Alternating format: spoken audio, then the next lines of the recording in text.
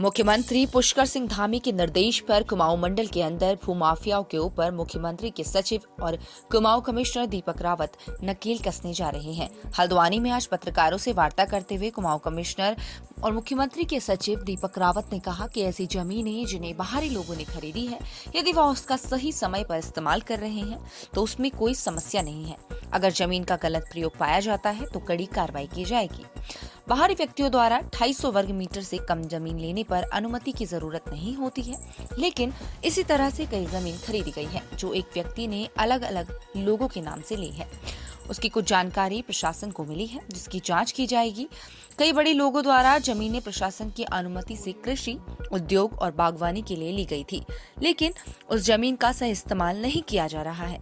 ऐसे में उनके द्वारा नैनीताल, अल्मोड़ा और उधम सिंह नगर जिले के डीएम को जांच करने के निर्देश दिए हैं। वहीं जमीन खरीदने वाले व्यक्ति को भी सुनवाई का मौका दिया जाएगा। प्रशासन की टीम जमीनों का मौके पर जाकर सर्वे और जांच करेगी, फोटोग्राफी की जाएगी। यदि मामला गलत पाया जाएगा तो वह जमीन सरकार के अधीन हो जाएगी। देखिए, मुख्य रूप से इसमें माननीय मुख्यमंत्री जी के आदेश थे कि ऐसी जमीनें जो बाहरी व्यक्तियों ने ली हैं, अगर वो जिस प्रयोजन के लिए हैं उसी में इस्तेमाल हो रहा है और जो उसके लिए समय सीमा दी जाती है उसके अंतर्गत हो रहा है, फिर तो कोई दिक्कत नहीं है।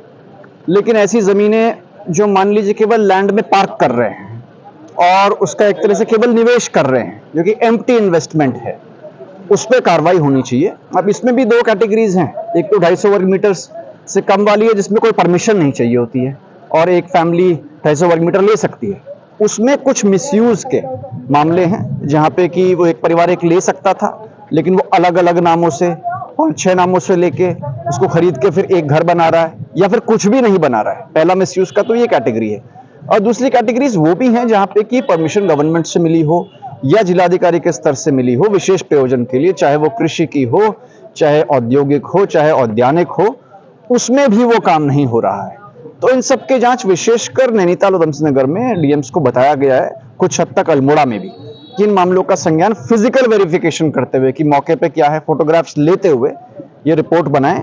उसके बाद जो इन्हें औपचारिक नोटिस देना होता है वो दें, सुनवाई का अवसर देते हुए ऐसी जमीनों को राज्य सरकार में निहित किया जाए। ऐसा नहीं कि पहले से नहीं हो रहा था, पहले भी ये कार्रवाई चल रही थी, अलग अलग स्तरों पे लंबित है, कुछ मेरे कोर्ट्स में भी है, डीएम्स के कोर्ट्स में भी है, लेकिन इसको मिशन मोड पे करने के निर्देश दिए गए हैं और ये कार्रवाई चल रही है।